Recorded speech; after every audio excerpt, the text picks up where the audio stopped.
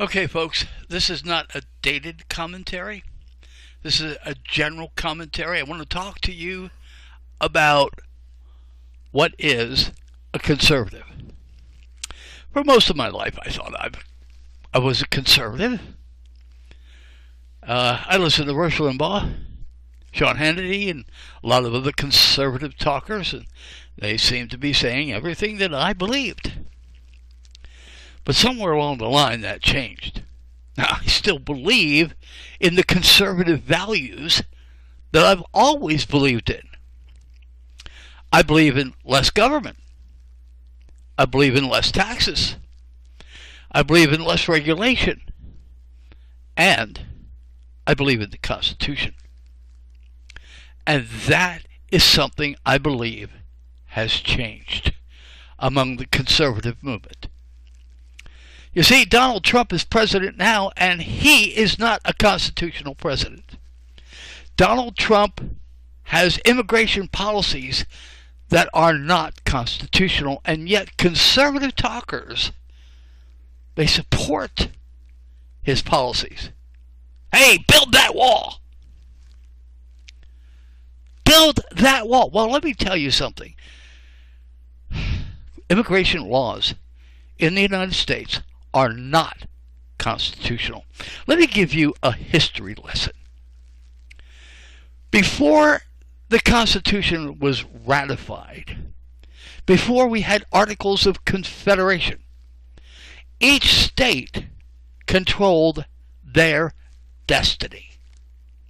They were free and independent.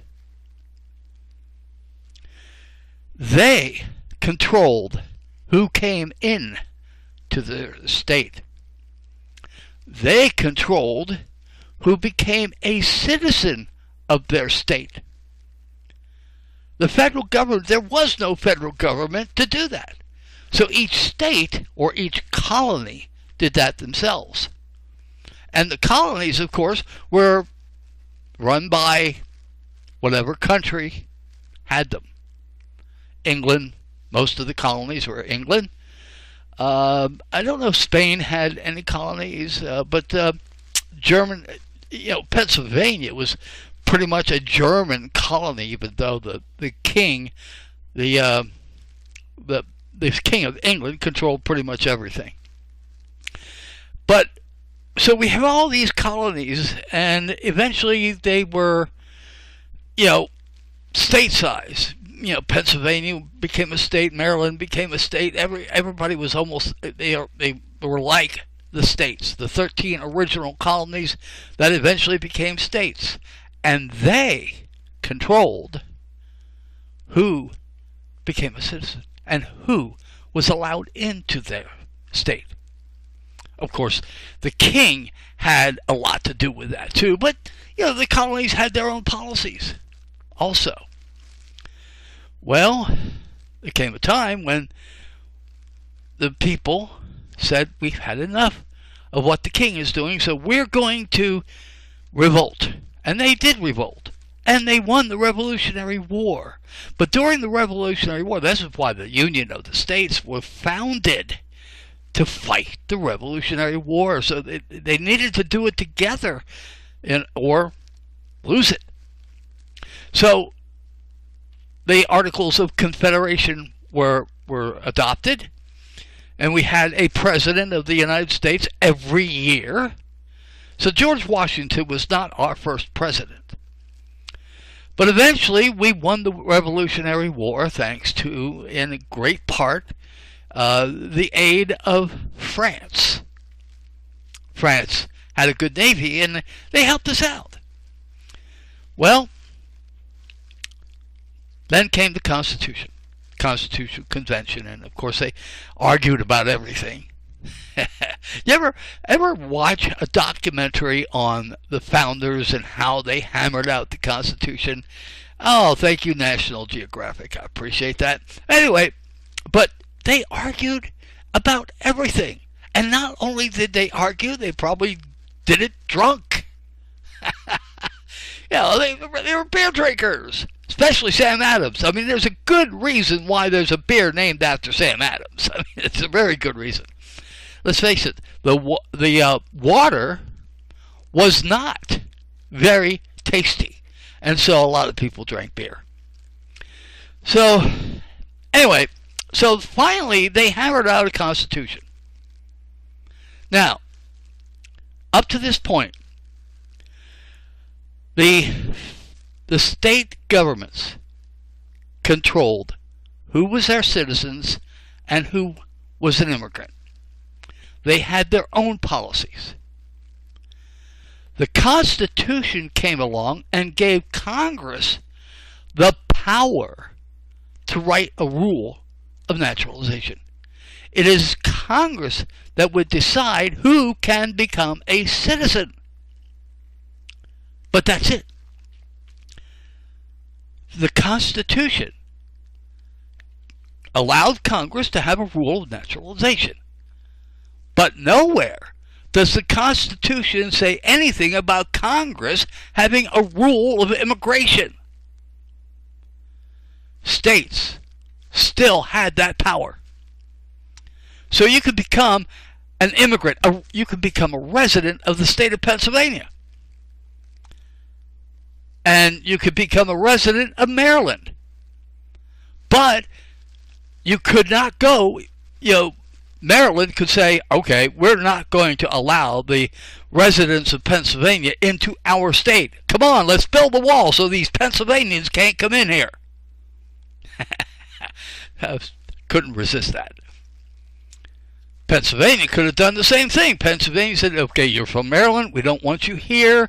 We're going to build a wall on our southern border.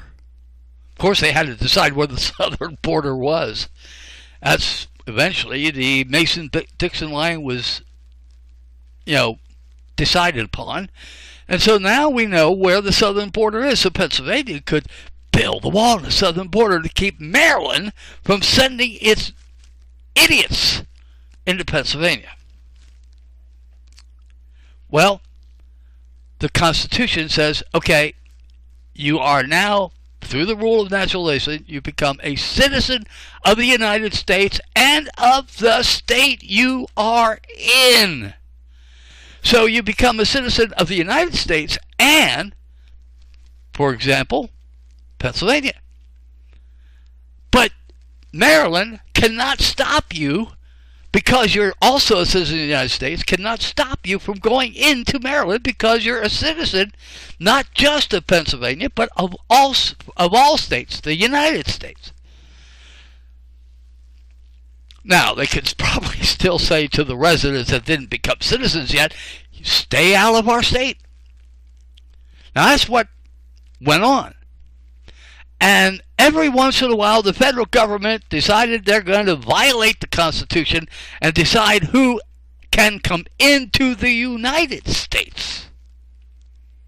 But those rules usually didn't last long, and I don't think the states really cared anyway. They kept their own policies. And so whatever the United States did didn't make it really, do anything. Well, along came World War II. And we all know what happened to Japanese citizens. We all know what happened to Japanese at the time of World War II. And after World War II, the federal government decided they need to control immigration. And so they start writing immigration law. Doesn't matter what the Constitution says, they wrote immigration law. And now we have immigration laws, and down through the years, they were added on. Congress kept on adding on to immigration rules and regulations. And along comes Donald Trump, and he's going to enforce these immigration laws to the hilt. And it doesn't matter to him that they are unconstitutional. And it doesn't matter to Rush Limbaugh or Sean Hannity or Laura Ingraham or that nitwit, I can't remember his name. He's supposed to be a constitutional lawyer, and he's on radio somewhere, and he calls people a nut. And he's a nut himself. What's his name? Mark Levin? So, ladies and gentlemen, immigration laws are unconstitutional. If you don't believe me, look it up. Look up the Constitution. See if you can find one thing in there about immigration. And where does the Constitution talk about building a southern wall? Wall. We don't have a national border. What we do have is a culmination of state borders. If state wants to put a wall on their border, they should do it. Why should I have to pay taxes? I don't have a border state. Why should I have to pay taxes to build a wall in Texas? And we've gotten so messed up in this country because we ignore the Constitution. Let's talk about education for a minute. The state of Pennsylvania has their own Department of Education. Well, here comes the federal government, and we want to get an education department too. Now, I'm paying for two. As a taxpayer of Pennsylvania, I'm paying for two departments of education. Does that make a whole lot of sense?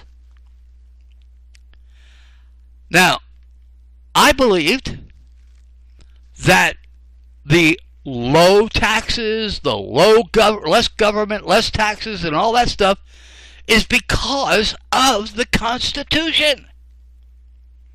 Now, how can you say you're for limited government and you go against the Constitution when it comes to immigration, for example? And now we have health care, and now we have education, and we've got everything under the sun run by the federal government. All because they have stolen the powers of the states.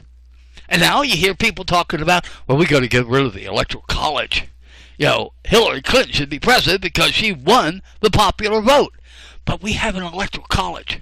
And Donald Trump won the Electoral College.